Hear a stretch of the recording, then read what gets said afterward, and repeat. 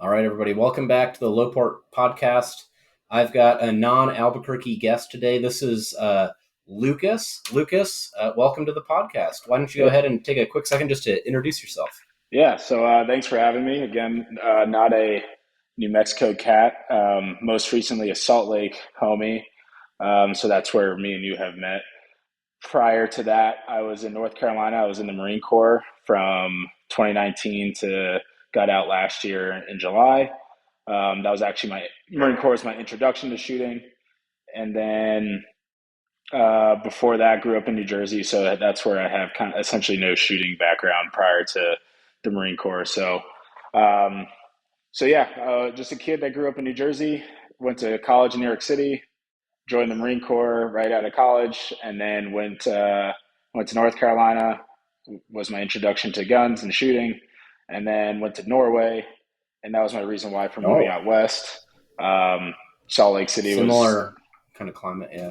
Yeah, exactly. So it was my first time seeing mountains was out in Norway. Norway was, I mean, it's a phenomenal country. Very expensive, but mountains and landscape is beautiful. Did a little tour in Sweden as well, I just packed up my things, moved west. Salt Lake was cool.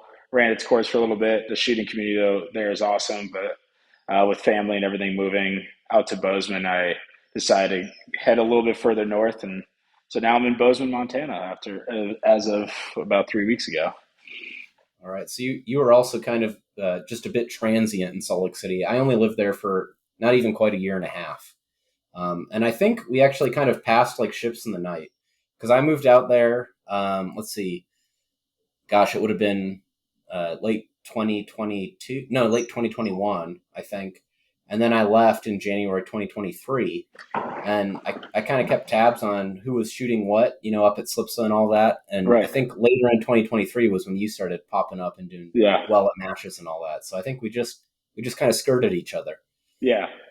At least that's what I was told was, actually, excuse me, this is the dog's barking a little bit. She's freaking out about a toy. Yeah.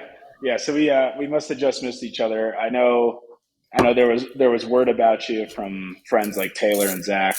Um, and I think we must have crossed paths too at a couple majors. So I think that's where I would see your name and everyone. And I think we followed each other on Instagram for whatever reason. Yeah, I think it was just Instagram till we met. Well, I messaged you before Area 1 because I Right. saw you were heading to Area 1, right? As I met Leo to drive out there. So from New Mexico, actually, from anywhere, there's no great way to get to Winnemucca, Nevada by air, which is Right. where Area 1 was. So the easiest thing for me coming from Albuquerque was just to fly into Salt Lake. And I met up with Leo De Leon, my good buddy Yep. from Salt Lake, and we drove out. And I think I saw on Instagram that you were shooting it as I was heading out. So I just messaged you, and yeah, we said hey at the match. And I'm certain that was the first time we've met, actually. Yeah, that was the So first. That was the yeah, first time I know we officially met. I don't know what majors you shot. I don't know. You came to Utah State last year, I didn't you? did. Yeah, Yeah. So for sure. we must have seen each other in passing without officially meeting. I don't know if you shot Red Rock Rumble. That would probably be another one you might have. No, No. Um, I so always yeah, it must forget to have sign been. up for that one.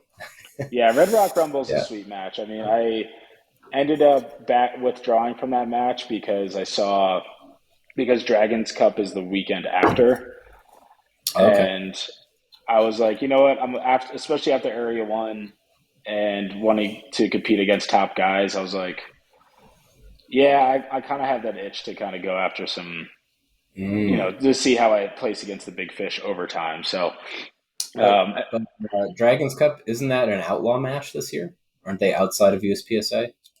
Or am I last last I know, I checked, they were still USPSA, but they were only doing the optic division, so they were only doing open, Oh, COLO, and PCC. They weren't doing anything okay. irons. I know Yeah. who just dropped. Was it Area 3 that just changed to an outlaw? Yeah, probably. So Yeah, they were going to 'cause cancel originally or something like that. I saw they didn't have enough participation for um, the area for their championship, so they ended up just changing it to either a hit factor match or PCSL, one of the others. Okay. Yeah. Well, Dragons Cup has, I think, gotten pretty much rave reviews every year it's happened, which I think has been 3 years so far. I haven't made it out yet. Not going to make it this year. Maybe next year. Yeah. Um, but anyhow, so you kind of gave us a great like background history of where you've moved and where you've been. So what was it initially that kind of drew you into USPSA shooting? How did you discover that? So like I said, like I briefly touched on with my introduction to shooting. So again, growing up in New Jersey, never shot, was agnostic to guns for the most part. They And just weren't they really in the they make it culture. pretty hard in New Jersey. Yeah. Yeah, it was such a tough thing. I didn't think one way or another like politically about it. I just was agnostic because it was just not part of the culture. I had some friends that hunted, but it was few and far between. So joined the Marine Corps. Got I think the first thing I ever shot was the M16. Did the rifle qual test. Didn't do so hot then, but then we got the M9 Beretta for the pistol qual, and I ended up getting like 4 points away from a perfect score. And I was like, "This is fun! Like I enjoy this." Yes. Um, and then also, I think at the time I was in Quantico, Virginia, and it was pretty easy as a military member to um, get firearms with your military ID in Virginia. So I went bought I think a P365 XL and the Sig like M400 tread, the 11.5 inch like AR pistol, whatever we want to call it. Um, and then from there, I just started. I was like, I want to shoot all the time because as an officer, you didn't get as much trigger time. Excuse me.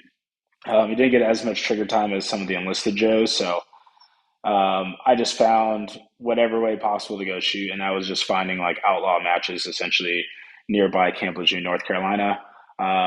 The place that we would go shoot pretty much was just this hodgepodge place of all different types of stuff. So it had some like USPSA feel to it. There was some 3 gun feel to it, but it was its own rule set. So it was a really cool introduction to the sport. But after shooting it for I don't know, shot it for a couple of years. I also mixed in like tactical game stuff and some other competitions. I think I dabbled in USPSA for a moment. I So didn't so know. tactical games. You must like working out I because at do. least half of that game is working out. Yeah, I mean Yeah. that was technically my last job was being a fitness coach in Salt Lake. So Okay. definitely a fan of definitely a fan of the thing called fitness. But yeah, That makes sense. USPSA came about for me at least because we were shooting these local matches and I just noticed me and my buddy that I was roommates with in North Carolina, we noticed there's just no skill progress happening. We'd go shoot matches every weekend. But after a certain kind of newbie that newbie skill jump, after that we're just always anywhere from like fifth to 10th place at these matches. Yeah, Um, nothing's changing. Nothing's changing. So we're like, what do we need to do? So I think that was around the time that Ben Stager and Matt Pranka kind of blew up a little bit more in their quest to kind of burn down the shooter Instagram world. So we were like, oh, what's this all about? So we just started.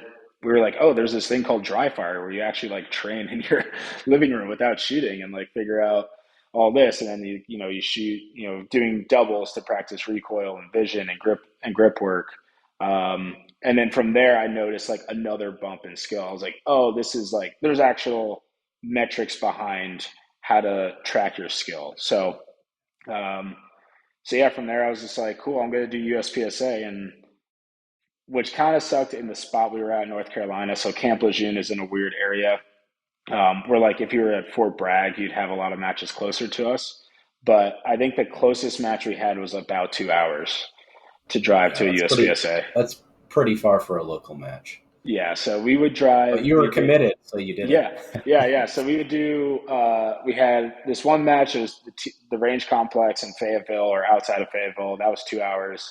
We go to that one once a month, and then Chris Tilley had his match out in I want to say Sanford, North Carolina, and that was 3 hours away. But we'd go there like at least twice a month, um, and those matches were hard, especially as like I don't know, maybe C B class level shooter. We're going there with like So double you didn't get swingers.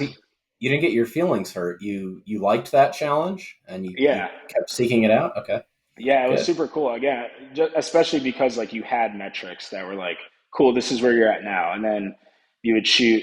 the match a month later, and you're like, oh, okay, there's like this percentage increase, um, and then And from there you and start to you, like watch it work.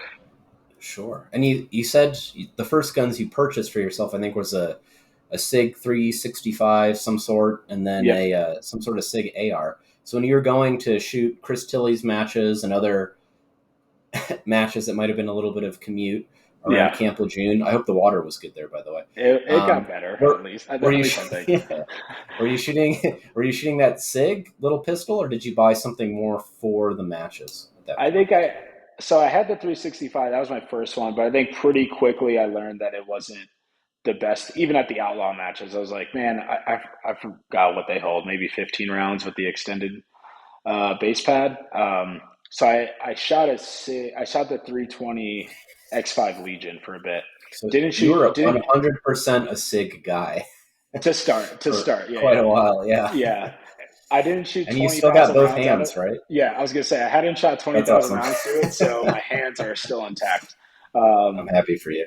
I think what did I end up switching to? I think I ended up getting a Glock because I went from Sig Yeah, and I just jumped to Glock. So I was like, oh yeah, everyone likes Glock. So makes sense. by the time I was like committed more to USPSA, I had both a 17 and a 34. Those were my two that I had, and I would compete with the 34.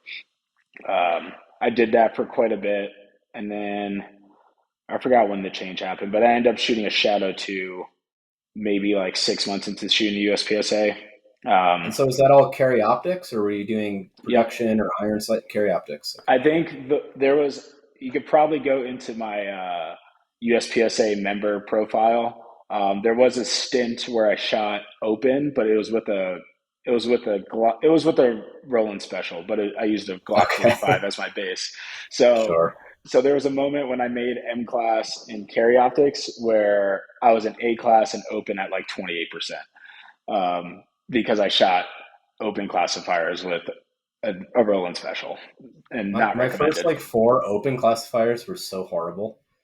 I wasn't shooting a Roland special, but I was shooting borrowed open guns that I had never like messed with before. Heck And I yeah. think in my first four open classifiers, I shot like two zeros, a 16, and a 28 or something Yeah, like that. that's pretty. I It think was it's so pretty bad. similar to mine. I think mine was like a Yeah. zero. I had a zero, a 44, maybe like a 20, and maybe a 28, and it just bounced to 28. It was not great. Fortunately, I was a master in limited already, so like nothing counted for Yeah, for quite a just while. just let it ride Yeah, a bit. exactly. Yep. Well, that's so cool. So, despite some logistical challenges being on the East Coast, eventually you made your way out to Salt Lake City. And how did you find the shooting community out here? Did you seek that out? Was that a big factor in moving, or was that kind of like a happy surprise? I did. I think it was part of all the factors moving up to Salt Lake. So when I looked at moving west, my buddy again, he had spent time in Montana, and he had recommended. He was like, Salt Lake would be a good spot. It's kind of an easy city to kind of just jump into, and just you're not like moving from across the coast to like a rural town. Granted, Bozeman's not much of a rural town anymore, but it's still pretty small where you kind of have to know people or know your way around a bit more to get situated. So Salt I Lake was mean, easy enough to just like show up and start Salt Lake doing stuff. is a reasonable sized city nowadays. It's probably 2 million Yeah, people, so it's not yeah, tiny by any no, means. yeah, it's Bozeman's definitely probably what 200,000, maybe no. I something think like it's like sixty 100. thousand people. Oh, geez. Okay, Yeah, yeah. which is So super it's funny because someone was telling people are like Bozeman's growing so quick, and then me and my girlfriend looked at the numbers, and it was like 10,000, I think, in 2015, and now it's at like 60,000. I'm like, yeah, I mean that's a six times that's growth, fast. Yeah. but 60,000 people. Like I went to school in New York City. I'm like 60,000 people. That's a small Re- town still. yeah, relative versus absolute scaling laws Right. there. Cool. So where'd you go to school in New York City? Just out of curiosity. John Jay College. It was like a criminal justice school. So a quick backstory on that is that I went to that school and because my late grandfather, me and him used to watch Jason Bourne movies all the time when I was a kid. Um, and then I took a forensic science course in high school, and I was like, I want to be in a three-letter agency. which then led me to doing the Marine Corps because I was like, I don't want to do paperwork. And then as an officer in the Marine Corps, I was like, I'm doing paperwork. So I was like, all right, I'm going to get out of it, all of this altogether. Yeah, almost inescapable in government bureaucracy, I guess. Yeah, Well, that's it's all cool. the same with different titles.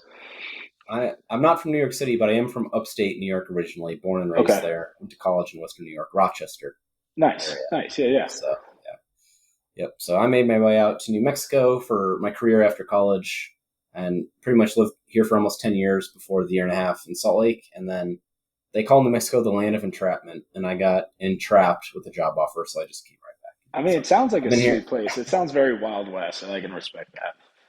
It's very Wild West. Yeah. Um,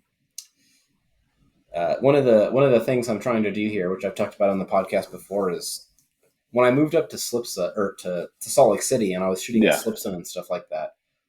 I had never seen matches at the scale that Oh yeah. Slipsa puts on, and the convenience of how they run their matches, being arranged with their kind of own. I think it's a public range, but they have their Yep. own private enclosed area. Yep. Basically, they do one setup per month and then tweak things for different matches on the different Hmm. weekends.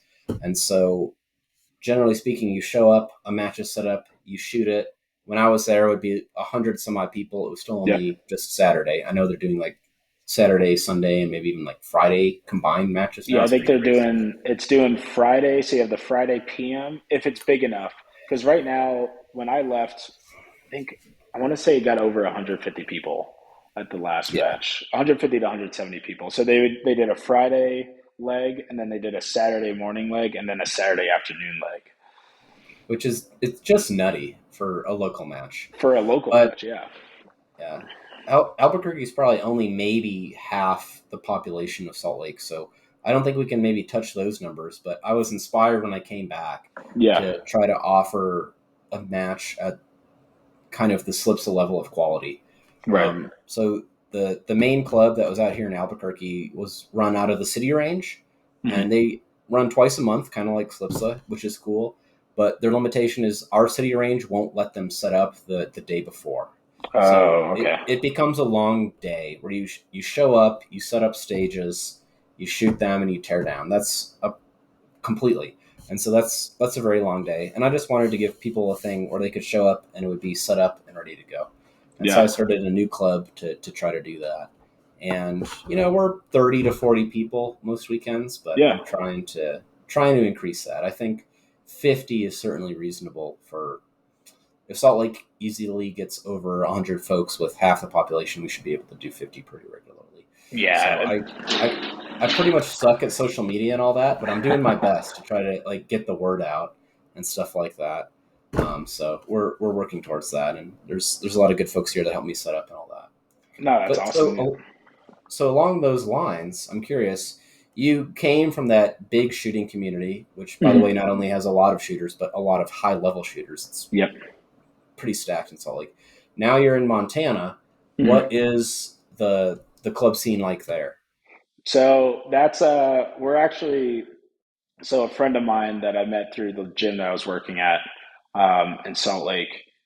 He lives up here, and we're trying to do something similar to your idea. Is that because the Bozeman, or I guess the Greater Montana shooting scene is pretty sparse, or it's at least spread out. There's a local club in Three Forks, which is about 20-25 minutes from Bozeman proper. Um, Mhm. They host they host one match a month. It's Gallatin Action Shooters. Very good match. It's run by Jason Flattery. Puts on. I've only gone to one match so far since being here. It was a good match that I could tell he's an open shooter, CO open shooter, and I could tell his stage designs are very much towards the open CO crowd because my buddy is a single stack shooter. Stages are not for him. Yeah. Well, nobody shoots that anymore. True, true.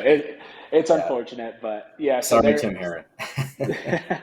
Yep. there's that local match, and then what we're trying to do is give closer to Bozeman another club, so we can actually do something like you're talking about, host like a couple matches a month. Um, I think we might want to do it around the idea of action steel, and then just overlay USPSA stuff because Henning Wahlgren and he's in Colorado with his range, and that's how he's gone about it. He's done it as an action steel thing because that is a bit more attractive to the open public. For my sample size of one in the case study with my girlfriend, I showed her. She's come to watch me shoot USPSA. She sees my video. She thinks it's super cool, but more because it's me shooting. But when I showed her an action steel, she was like, "Oh, that's sweet." Um, Yeah, so the sound it of kind of the sting ringing, the steel ringing on all those shots, people really like. So yeah. So it's something that's like it makes sense to people, or they can kind of like think about it in their head, vice USPSA or hit factor type matches. So that's something we're looking at trying to get done. Logistically, it's at least in the beginning. Logistically, it's definitely a lot to buy into, but that'd be something really cool. But for Montana, yeah, there's that one gas match in Three Forks. Billings has a club that I just shot the Treasure State Championship match last weekend at, and then Missoula, which is 2 hours northwest, has a handful of clubs. They seem to have more of a shooting community, but Bozeman itself is a bit limited, which is surprising because it definitely is a very gun friendly area. Um, I think, but more the scene is like NRL, PRS, hunting type stuff, long range things, whereas practical pistol shooting um, is just not as popular, I guess, right now. I think there is a desire for it here. There just hasn't been many people to spearhead something that's accessible, and I think that's something we're trying to provide. all right, well that sounds great. I'm sure people will jump in once you start making some great matches. Yeah, I'm Um, stoked about it. At least about about the idea of it happening. It might take a bit of time, but I think once it gets rolling, as you're seeing in down where you're at, like I know you say you're not that great at social media, but like when I see your videos and like the posts of the stages, I'm like, yeah, that's a match like I'd want to go shoot. well, thank you very much. Yeah. I just don't find myself in New Mexico every other weekend. Well, the invitation's always open. Maybe sometime you could come down Yeah, and I would like to. we could shoot one of my matches. Yeah. And we do a sectional match. We have one coming up in October, which should be pretty fun. It's actually the weekend before nationals. Are you Oh, doing nationals this year, by the way? um, for open nats, is the registration open yet? I'm not sure if open registration is open yet or not. I got one of like the area or the section slots or something like that. Gotcha. So, Yeah, I'm still very infant to shooting open. I don't think I had enough matches in under my belt to put in for a well, spot. let's talk about that because okay, so you were shooting in North Carolina. You Yep. weren't seeing a lot of improvement. You started paying Hmm. attention to Ben Stager, Matt Pranka, probably other similar people. Yep. You started getting pretty good. It seemed like when you landed in Salt Lake, you're doing pretty good. Hmm. I think you were master carry optics, or did you make master in Salt Lake? Yeah, so I showed up to Salt Lake. I think I was like freshly minted A class from North Carolina, and then I think this might be a part of the story that I didn't get to before, but I was shooting at public land for a bit in Salt Lake. I would drive an hour to go shoot pretty much every other day or every day. Um, then I finally shot a Slipsa match. I shot a few, and then I talked to Dan Ward and Blake, and then they had one of those RO classes. So I got in on that, and I lived 10 minutes from the range, and that was kind of pre-calculated. Um, Were you in Taylorsville, or where were you I at? was in West Valley. Um, Okay, yeah. good spot. Um, and so Well, I'll just interject quickly if you don't yeah. mind. That I lived in Taylorsville, Mhm. and I know West Valley for Salt Lake people. They say that's so rough. They even say Taylorsville's kind of rough. Mhm. When you come from Albuquerque, those things are nothing. I'll just tell No, you that. yeah, no, they're nothing. they're I will so say they're though, so pedestrian. Yeah, I will say West yeah, Valley though. I drove cross country from North Carolina with my dad with the U-Haul trailer in the back of my truck. We got yeah. to first night in West Valley. Get to my apartment. We get into the neighborhood. I'm like, it's okay, but it's whatever. Um, there was a manhunt first night. Like I go to my Cool. truck and there's like six undercover cop cars show up, 10 cops pull out fully kitted ARs, three dogs show up, and then a blackout helicopter. I'm like, welcome to Utah, sweet. Um, but yeah, getting back. So Terrence yeah, Stepp was probably one of those guys. maybe that would actually would have been Yeah, cool as like the first way to yeah, meet him. for sure. but yeah, got into Slipsa, and then because I lived so close, like I lived within 10 minutes. I was just shooting there every day.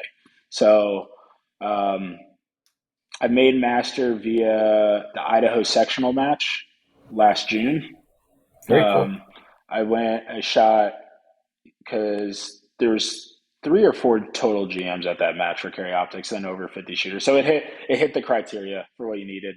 All 3 GMs shot over 90%, and then I shot 91%. So I got the match bump that way, which was pretty Nice. cool. Yeah, So it match made it. classifying is very cool for sure. Yeah, it definitely felt fitting. So I made M class last June. Uh, Battled a bit for trying to get GM. Went through waves of like caring about making GM, then went through waves about not caring about it, but more cared about That like that overall major resonates with map. me for sure. Yeah, it's like I there'll think be I think there'll be. caring about the classifiers is the wrong approach. Probably. It sounds like probably you're there too.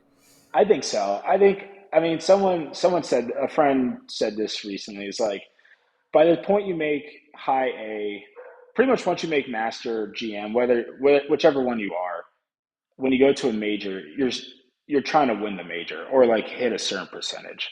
Um, so whether there's a G in front of the M or just the M, like you're going for the same goal. So the GM would be nice because it is like, hey, look, like I'm a GM, but you've been to majors where I'm imagining you've beaten GM, so like it kind of doesn't matter. Yeah, maybe.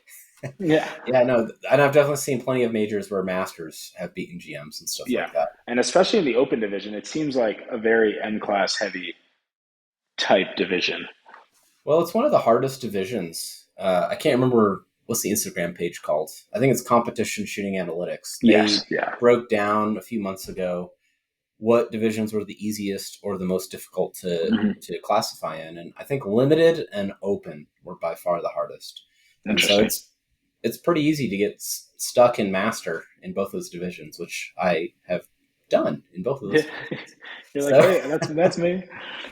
yeah, and so yeah, and for me, like at this point, I'd rather just not sweat classifiers, especially at local matches and stuff like Yeah, that. I'll just shoot them, see if I can shoot them good. Try to tank my match, just do as best as I can on them, yeah, executing at my rate of vision, whatever you want to say, and see how it turns out. So yeah, if GM happens, it happens. It would be really cool to match classify. I think that's the most yeah. gangster way That would to be especially to get. classify. Is there? Can you do that? Oh, You can, yeah. can I you do think that into only maybe GM? only at nationals or something like that. I think you have Yeah, to. I think I was reading you might have to win nationals, which would be crazy too. That would be super gangster. But yeah. I That did would be silly see. though, because if you shoot 97% at nationals, you should be a GM. Like Yes, agree. you shouldn't have to win it. No, Yeah, yeah. but Or if who you go to knows? or if you go to an area match and there's the same criteria of like 3 GMs and you also get up there, I'd be like, yeah, come on. Like For sure. that, those are. It's not nationals level, but especially. Or actually, I mean, if you go shoot area 2 and you shoot above 90%, you're like, yeah, like that's Area legit. yeah, area two is pretty stacked. Okay, so did you already say what drove you from carry optics to open? Oh no, I have not. So yeah, that. I think so. Yeah, just shooting CO for a bit, like You super just fun wanted to division. spend more money. Yeah, yeah, pretty much. I get it. Yeah, Yeah, I was shooting CO for a bit.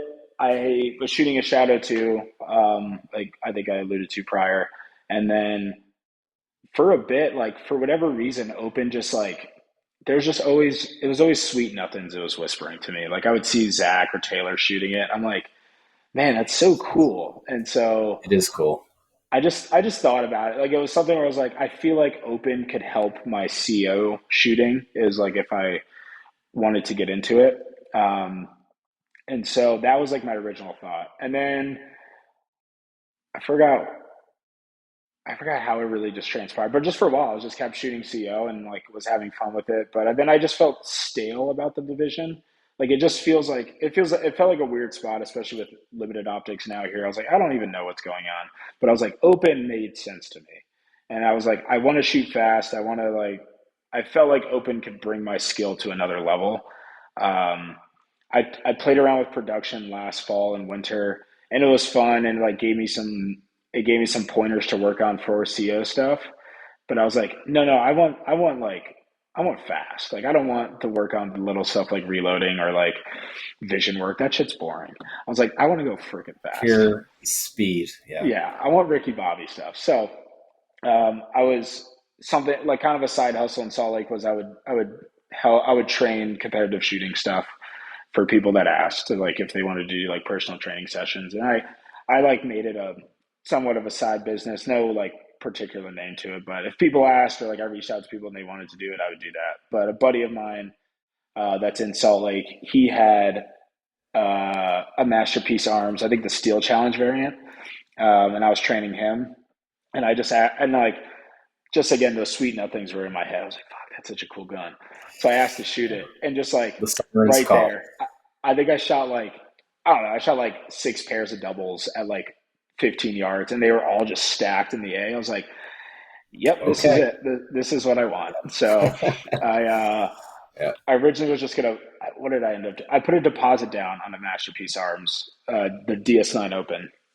So I put a deposit down expecting, I was like, cool, I'll make this year my last year of shooting CO because I signed up for all the majors I signed up for. I signed up for CO Nats. And I was like, by the end of the year, I'll start transitioning to open and shoot open off season and then kind of go full throttle next year. Until, I don't know, are you familiar with TaxSwap? You know that website? Yes. Yeah. Yeah. So my buddy sent me a link on TaxSwap. He's like, dude, this is the same exact gun you just bought, pretty much modded the same way, just slightly different colors. And the dude was selling it for 4K. And I was like, so I can shoot open tomorrow. It was pretty Yeah. much the thought. So I ended up just selling my Shadow That 2s. that does it. Just Yeah. yeah, sold both my Shadow 2s that and the from selling those and some of the SL3 that came with it, I was able to buy one for one, well, two for one, that Masterpiece Arms. Um, didn't I don't reload. I was just like, I'm gonna get it. Hopefully, it can shoot nine minor rounds until I can figure out where to buy nine major. And it did. It cycled nine minor rounds just fine. Um, and Did then it dip with 9 minor? did it? Yeah, I don't know if it dipped. I would have to shoot it again, but it just like it just It's a felt like different shooting. impulse. Yeah, it just Yeah. felt like shooting a BB gun. Like it was cool. Like I was like, this is sweet. But I was like, Zach was like, no, you got to like figure out some nine major. So I think Black Dot Ammunition was the first one I came across that sold it. That's what I. That's what I buy. Yeah. Yeah, and their stuff, I got it, and it just they run it. I don't know if you've had the same experience, but they run it pretty hot. Um, but Oh yeah. I think the way Masterpiece Arms has it with the four ports and then three ports and four ported barrel, three ports in the comp, it just loved that ammo. So I was like, this is freaking sweet. So That's I awesome. do want to get into reloading for cost effective, but I'm also like, I think we talked about this at Area One. I'm like, for the time spent and then, also having to like make sure you don't screw anything up, I'm like, I might as well just buy it. So, I mean, black dots around what 40 cents around yep, probably. yep, You're not saving that much reloading okay, at this present time. I don't think anyway. But you're putting a lot of time into it. yeah, And a lot of probably honestly frustration trying to figure out your process yep, initially. So for me, I'm just going to keep buying ammo till it gets too expensive. But yeah. yeah. So yeah, they do. Yeah, I was buying them, and then I found out Excalibur Ammunition makes. Oh, I've never heard of them. Yeah, they're actually USPSA certified ammo for their minor stuff, um, but they make a nine major round, or they're making one. Ended up getting in contact with the guy, and I have a batch of it right now. I bought 500 rounds, and that stuff shoots pretty similar to the Black Dot. They just don't use a GHP round. They use an FMJ round, um, or a bullet, I should say. But it's pretty similar, like speed and feel. But it shoots it. I like both. There's a little bit more of Same a point of thump. impact. Yeah, like the Black Dot has a little bit more of a thump in like the recoil impulse, where the Excalibur feels a bit smoothened out. I like both a lot, but like you said, I mean, I think when I've done my calculations, nine major you could probably reload from 25 to 30 cents around, um, but you also have to do the major buy-in of a press, and then also do the buy-in of time. So you're the convenient. Like I'm a big fan of convenience fee. Like I yeah. like I'll buy something for 10 extra dollars if it means I can have it tomorrow, vice waiting 2 or 3 weeks for it. So in that sense, I'm like, you know what, this stuff like, yeah, maybe like over time reloading would make sense price wise, but I'm like, this stuff Well, works. It's convenient. I reloaded for several years, and I still have all my setup like ready to go. But it got to the point where I just there's some people who really like reloading, like they Yeah. enjoy that. It's essentially a hobby unto itself for them. Right. But for Right. me, it was just drudgery and misery, and I completely hated it. And it was making me not enjoy shooting as much because I Right. had to, do the chore of creating all the ammo before I went to a match or something like that. And so Yeah. um, I, like you were saying, I'd rather just pay a little bit of a premium for the convenience of having it made for me, and shooting's become a lot more fun. So Yeah. I for agree with for as that. long as that's not an insane difference in cost, I'm going to take advantage of that.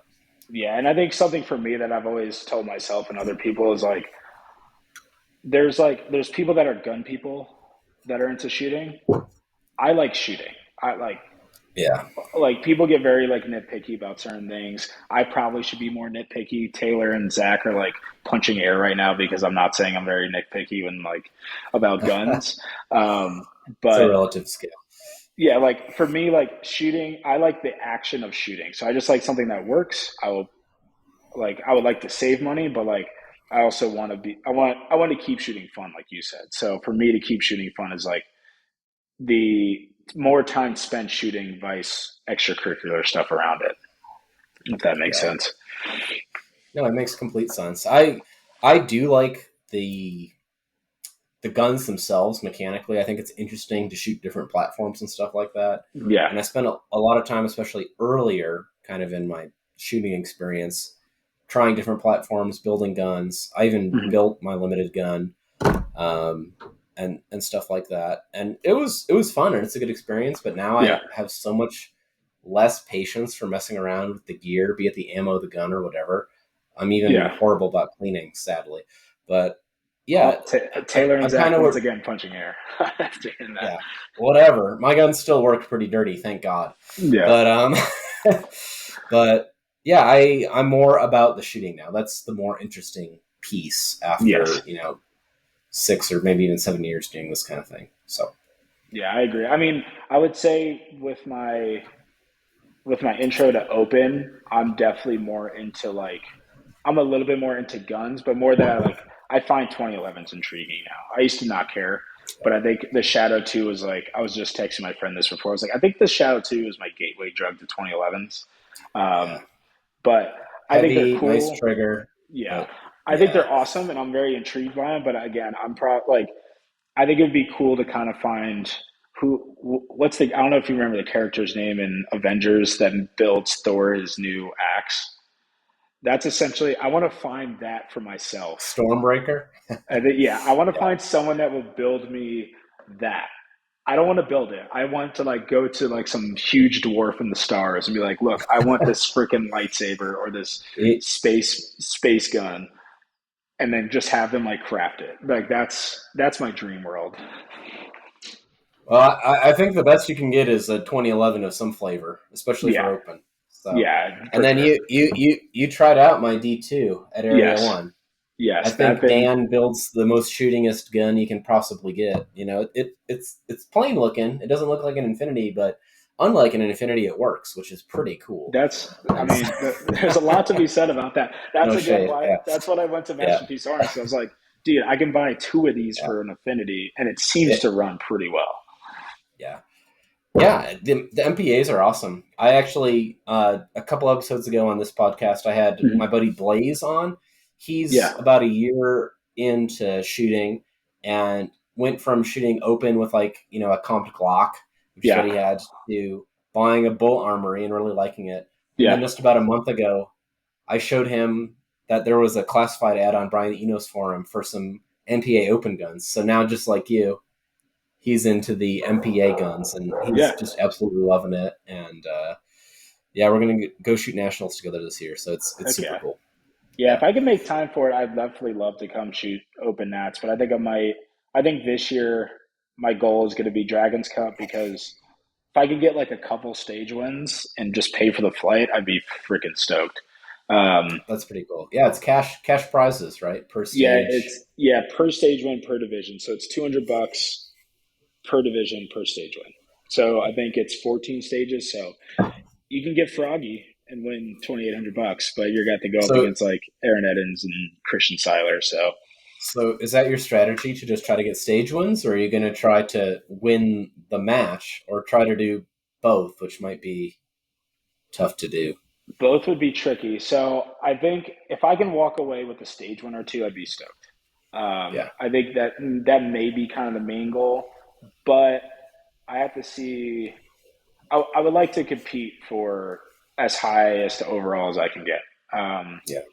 I still have a little sour taste in my mouth from Area One, just from a couple malfunctions that happened and like stupid brain farts that happened that cost 2 or 3% of my score. But I would definitely like to go there to get as high a percentage in performance as possible. Um, and if It I can can be get a tough couple, though when you're trying to get the stage wins. That's true, a higher level of risk maybe than you yeah, would normally. So yeah. And I think my game plan to go about it is, I think it's one taking it one stage at a time, pretty much making each stage kind of its own match, but also not trying to take huge home run swings on every stage. Like I think more times than not, you've probably felt it where sometimes you shoot a stage and it feels not sluggish, but you just don't. You're like, man, I don't feel like I shot fast, but like you blew it out of the park. Um, so I think going into it with just like by the time hopefully that's June now, so another 3 months with enough training under the belt, especially more time and trigger time with the open gun and some more matches, um, that I'll be more confident in my ability and just let it fly a bit. And if I can if I can get a couple stage wins, I'd be stoked. If I don't and I get like very high overall percentage, I'd be stoked that way. I'm always for me, I love major matches, and you probably feel the same way.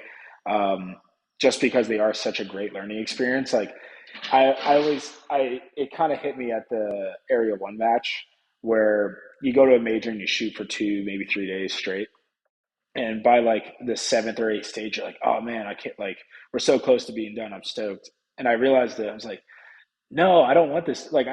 You just want to keep shooting because like that's when you feel finally starting to feel warmed up and it's fun. Like you're just learning yep. so much, um, especially at a major and especially at like a level three or something, or like a level two plus like Dragons Cup is. Yeah, I'm always like major matches. They're just like they're my favorite experience. There's just so much to learn. Whether you screw up or you hit home runs, it's I think they're just such a good time. And then I'm always kind of like chasing that high a bit of majors, Yeah. and like every single time I have a good time. Even if like I just shot the Treasure State Championship match, and Mm. I am terrible at maintaining guns. So I thought I can get away with one more match without changing my recoil spring. I got through two stages just fine. From there, I just was having malfunctions every stage. I think maybe like I had one or two stages I did have a malfunction the rest of the day, Mm. and I just like totally blew a chance at it, like getting Yeah. a win at like a local major. But at the same time, it was Open like, guns, we run light springs, and they don't last very long. So no, I that's think what I now know. I like have to two go thousand buy rounds. A lot of people, yeah, Yeah, 2,000 I think rounds. A I lot was of people are probably at shooting. like 3,000. Like the Shadow 2, I would change it Mhm. every like 7,500. Yeah, but I was that's like like this. probably a 13-pound spring or something like Yeah, that. Yeah, these things like shooting 1,400 feet per second, and it's a 7 pound spring. Yeah, 2,000 rounds is kind of its limit, and I pushed it, and it said no oh yeah, more, no more. it lets you know. Yeah, But yeah, I get what you're saying, and to go back to what you're talking about, like trying to get stage wins and stuff like that. I agree with you. When I try to push, it feels hectic, and right. your process is rushed, and you feel like you're going fast, but the mistakes that creep in, misses on steel or whatever, um, and just the tension of it always tends to end in a worse result. I think just Yeah, following the process of watching your vision is, in my opinion, the path to get the best result on individual stages, but also in the match. So it sounds like you're oriented towards that, even for Dragons Cup, which is awesome. Yeah, I think like, I think there's time. I'm just thinking about this now, but like if you try to go fast, you can connect and it's an awesome feeling, but it's really hard to replicate. I think it's And there's a almost very specific time to even try that. Like right, maybe you're trying to win a match and you're 20 points down or something like that, and it comes down to the last stage. And you either shoot conservative and get second, or you lay down a run with high risk and maybe win. And if you mess it up, you right, get fifth. But if you're not going to win, right. who cares anyway? So True. that's like kind of the use case.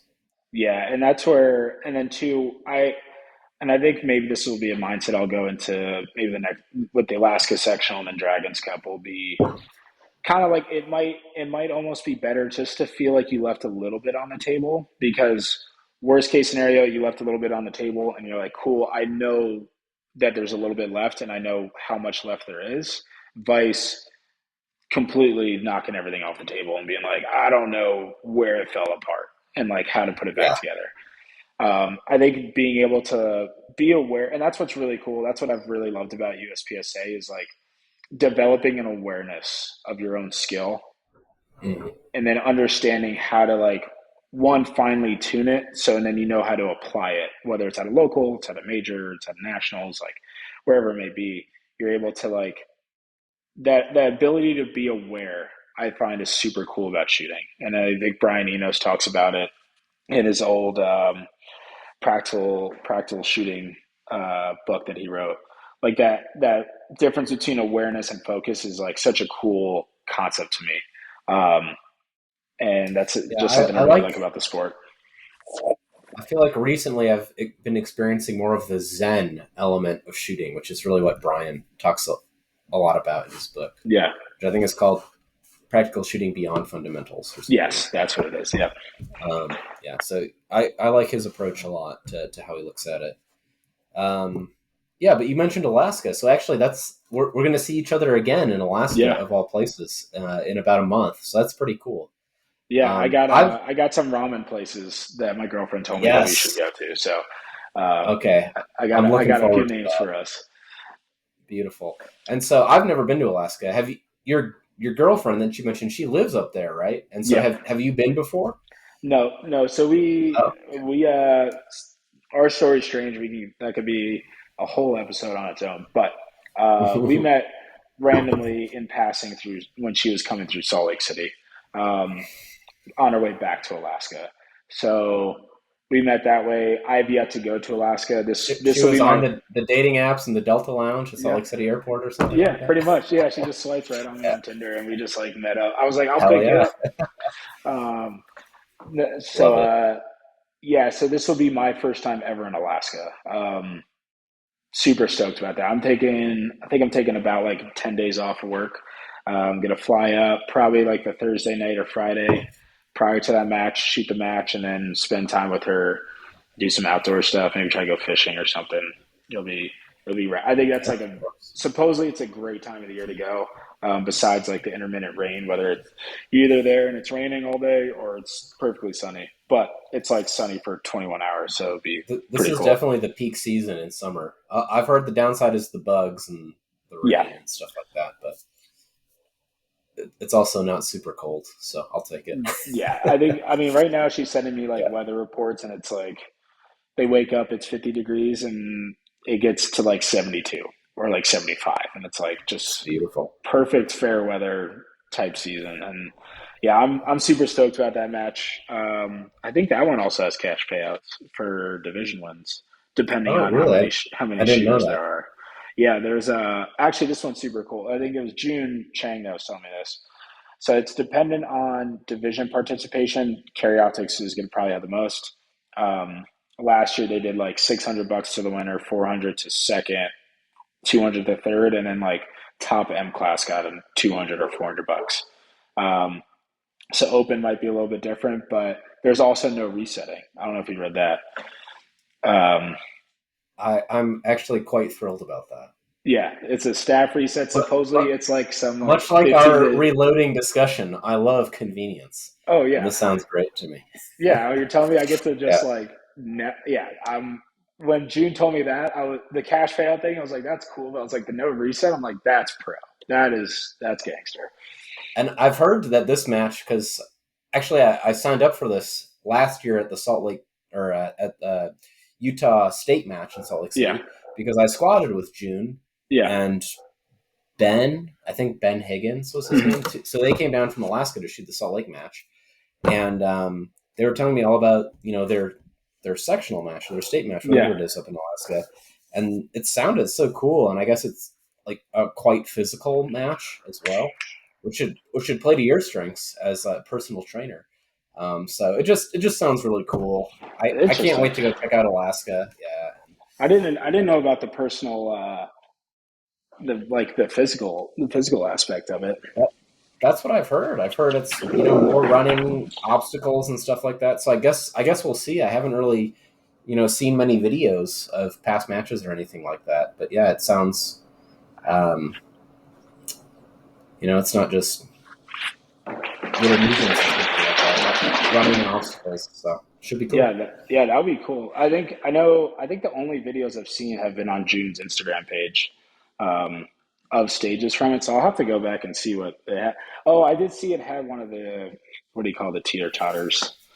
Okay. Is it just like a do you Yeah. just is that the shooting obstacle a teeter totter? I don't know. I guess if Yeah, that makes it physical, I might be slightly disappointed, but we'll see what it is. there was that. I think there's like a roof Yeah. thing. I don't know. It definitely Yeah. looks like a cool match. What you're shooting? Are you shooting Saturday, Sunday? Is that your shooting schedule? I think so. Yeah. Okay. I think I signed up all day Saturday just to be able to spend more time with the girlfriend there. But um, I also find I tend to shoot better. I don't know if you're the same way, but like after 3 or 4 stages, like then I'm rolling. Then I'm usually like, Yeah. At Area 1, that was definitely true for me. Like, I kind of warmed up through day one and was shooting really good at the end of the day one. And yeah, then for whatever reason, day two started and I was like kind of cold. I shot my yeah, first mic of the match on stage one of day two and stuff like that. And it wasn't the same. So I think like the combination of being like hyped up on day yeah, one and fresh gives you that optimum performance once you're warmed up after a couple stages. So you're probably doing a smart thing. yeah. I mean, But I've never shot a major in one. Well, I guess the thing I just shot in Montana, but that was 8 stages, so it was essentially like a beefed up local. But I've never done a major all in one day, so I'm interested to see how it goes. I think say I'm the similar way. Like I usually go into day one, especially with a big match. It's usually like I'm getting better at like calming it down, where like I mitigate damage in the first 2 stages and then I pick it up. But it's usually like day two, I come out a little cold, mostly conservative. Um, but then like I go on. I've multiple times at majors. On day two, after like the second stage, I go on a roll, and that was a similar thing at Area One. I think started off a little like skittish the first couple stages, then picked up and started doing okay.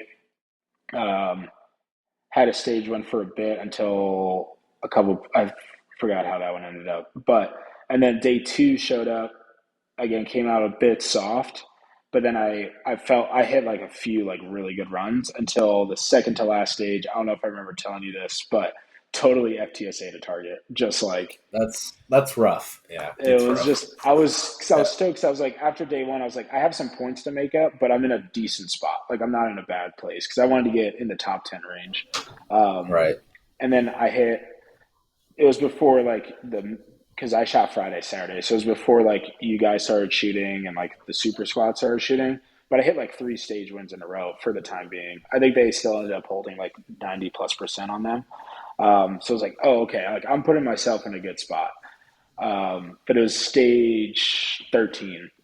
Um, totally like I threw a mic on a far tuxedo and for whatever reason, I said, fuck it, I'm not going to make up the mics. I thought maybe I skimmed the A zone just enough. So I transitioned. I was like, well, I got to go fast to make up that mic. And I just over transitioned the one no shoot to the left of the barrier because I took a big step and over transitioned that. And by the time I finished the Just stage, compounding. yeah. When I Yeah, finished the stage, they called the time. They were like, I think they said 1850. And I was like, oh, that's a really good time for this stage. Like I was expecting yeah, like that is a good time. 20, 21 seconds. 1850. I was like, oh, that's good. And I was like, no, it's not good. There's something wrong here. And I went like I didn't care about any of the hits. I went straight to that target, and the RO was just like, "Yeah, 2 mic FTSA," and I was like, Rough. and I Yeah. did the whole edit scores if thing and practice score, and I think that alone cost me like 3%. Yeah. Yeah. I bet. Yeah. 2 mic FTSA. And Plus that another was, mic. That was a 3 mic and one FTSA. I was like, oh, yeah. And that stage was like 28 or 30 rounds. That stage was 28 or 30 rounds, I think, too. yeah, So lots of yeah. That points. was a big point stage. That was my first stage of the match, and I shot it clean, but in I think I was like 21 seconds or something, Yeah, kind of conservative. yeah. And I felt like I was going to do horrible at the match because I just saw Taylor shot it clean with like three Charlies in like 18 seconds, and I was like, "Damn, he must have been putting in the work." Yeah, he Um, just came but up. yeah, I just kept shooting my game, and it worked out okay at the end. But yeah, I Yeah, I was was gonna really say impressed with that. you shot a really good match that one. That was probably my best match performance ever. I've really struggled at locals. I had a pretty Okay. weak mental game for a really long time, but I'm finally like kind of figuring out how all that stuff works. Like kind of the just trusting yourself kind of Yeah, thing, not feeling the pressure, not rushing, just shooting what you can see.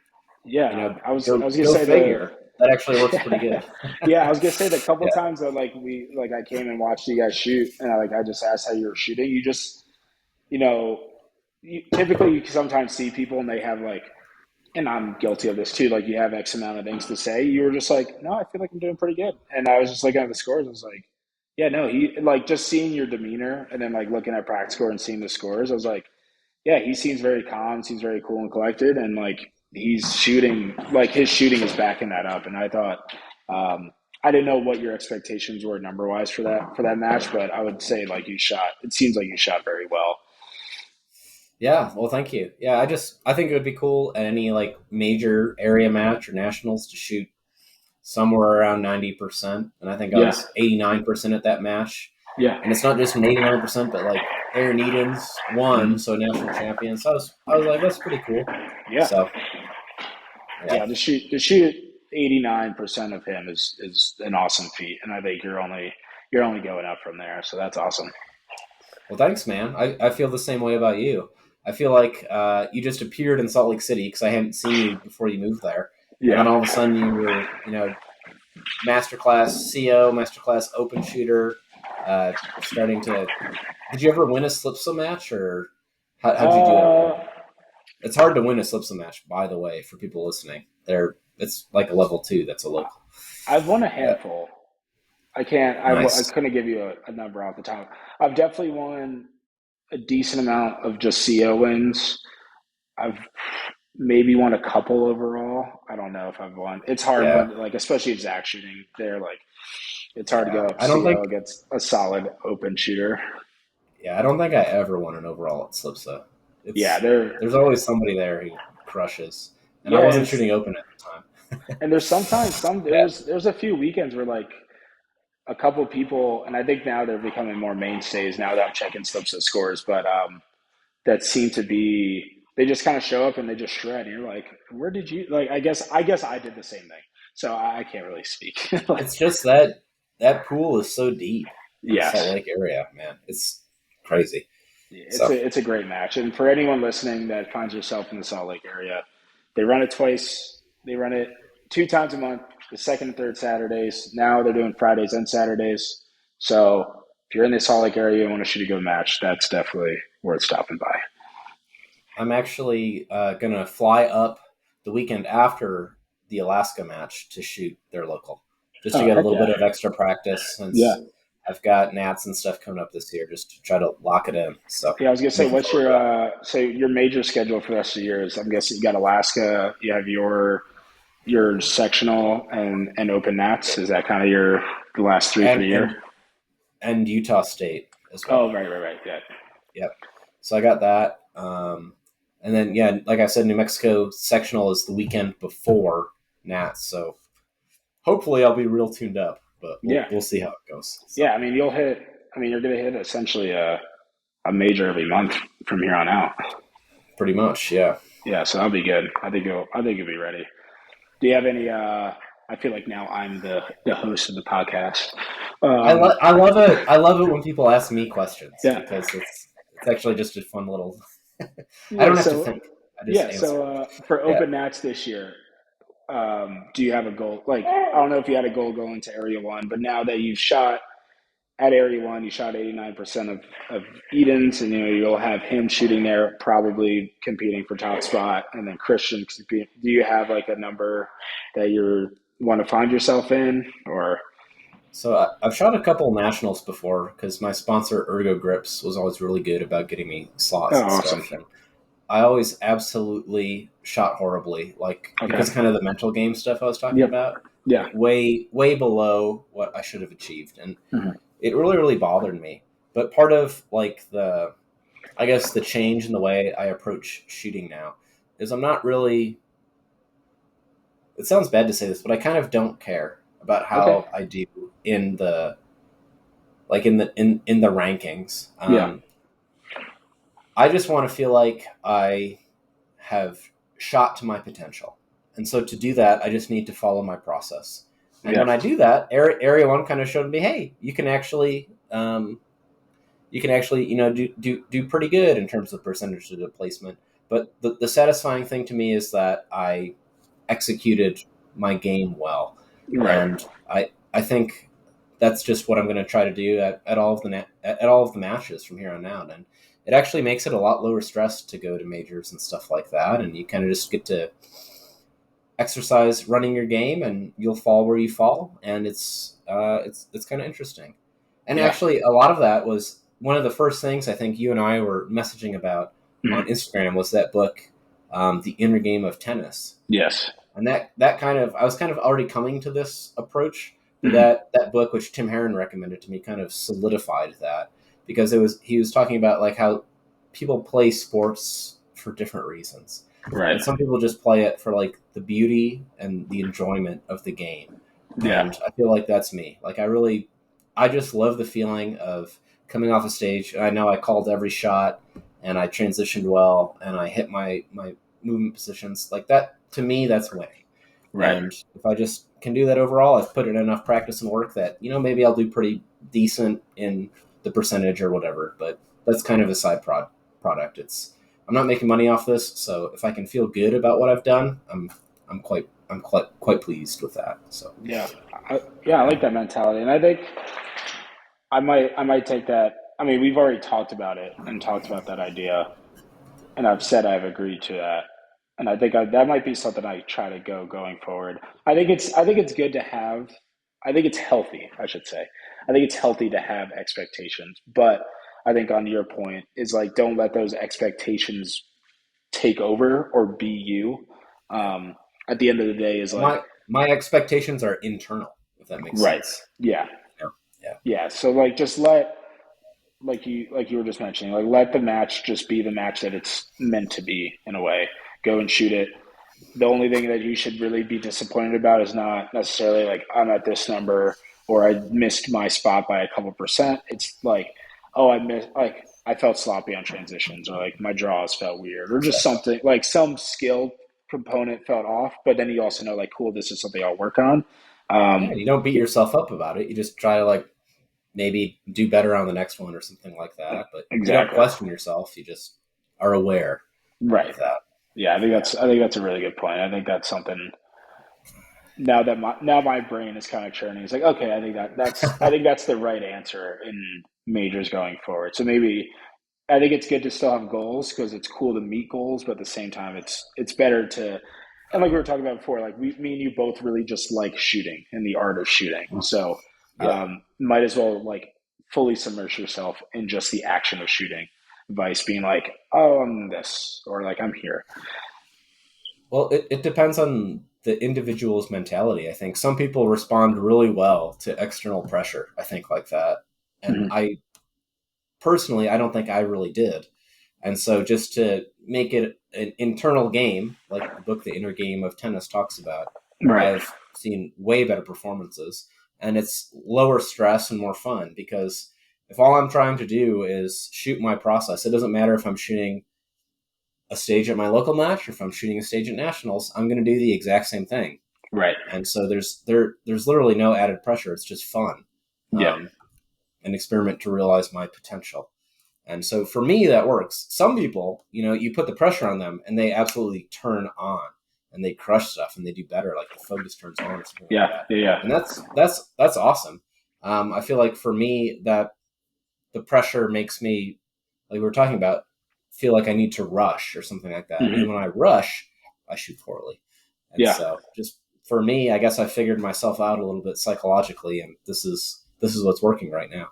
Yeah, I kind of agree with that, and it's actually funny we're talking about this now because recently, in like doing uh, some reflecting on that this Montana state championship match that was last weekend. Like disclaimer, totally, I screwed up with my preemptive maintenance. Oh my god, should have totally changed my springs out. I'm taking full accountability there, but I'm also That's wondering in the that's big same. of you.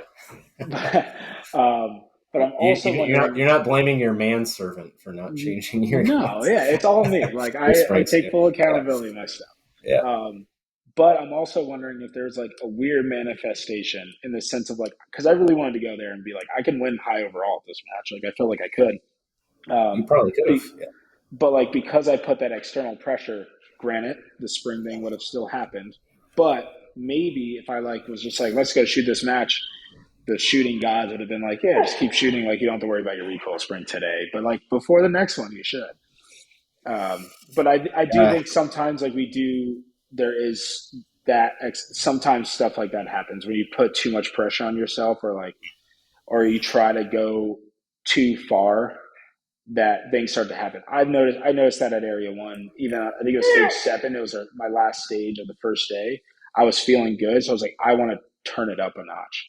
And then I hit a no shoot and I had a malfunction. Again, it's another thing where it's like I wonder maybe if I just was like, no, just keep going at your pace, like things would have been different. I don't know. This is just retrospective Well, thought, but it's it's interesting. it's funny how things kind of roll together and compound like that. So I started out shooting 3-gun mainly, Okay. and you're kind of talking about how, like, you push and you make a mistake, and then also a malfunction happens, and they kind of, like, I don't Yeah. know, they snowball almost. It's like it comes together. It's a weird karmic kind of situation or something like that. And in 3-gun, it was always the craziest thing because we shoot shotgun, of course, Right. and lots of times when you're shooting shotgun, you'll shoot like steel poppers down, and they'll hit activators that throw clays up in the air. Mm-hmm. And it seems like in 3-gun, when people shoot those clays, that's when the malfunctions are guaranteed to happen on your Oh, shot. really? Huh. And my buddy Ross and I, we'd always talk about that. Being like, that's so weird. Like, how do the guns know? And it's like a different motion. You're not transitioning horizontally. You're like swinging up to hit this, and so you've changed something about how Right. you're interacting with the gun, the inertial forces, the moments that are being put on that gun that maybe cause it to mess up. And when you're pushing yourself, who knows? Maybe that even happens with the USPSA open gun. Yeah. But I don't know. Those things do seem to snowball together. So it's interesting that you've observed this in your own Yeah. experience. I think in everything, I don't know, we can get this would be another episode. We can get real like cosmic and We're going to have to do energetic. another episode because I feel like Yeah. there's a lot more we can talk about. Yeah. Yeah, I think there's a whole cosmic, energetic space we could talk about, and I think it does apply Yeah. to shooting because, again, a lot of it is a mental game, and a lot of that does come from applying proper energy and intention towards things. Absolutely. Yeah. Well, gosh, Lucas, we're already at almost an hour, 10 minutes. It's been Cruise through that one. it flew by. Like I said, we'll do another episode for sure because I think we're just Yeah, yeah, kind of touching on the tip of the iceberg of some really interesting yeah, uh, mental game and technical topics and stuff like that. So I'll just say thanks so much for coming on, and I can't wait to see you, and I guess meet your girlfriend too, and eat some yeah, great ramen in yeah, Alaska. What a cool thing to say. So yeah, awesome. yeah. I very much appreciate you having me on. I've always been like just check every time you post the podcast and I watch it, and so like I just randomly DM'd you when Yeah. you put. I was like, oh yeah, I should just like see if he's down to talk. And so I'm glad you My responded mom, right and away. like 3 other people watch it. Hell no, hi mom. Yeah.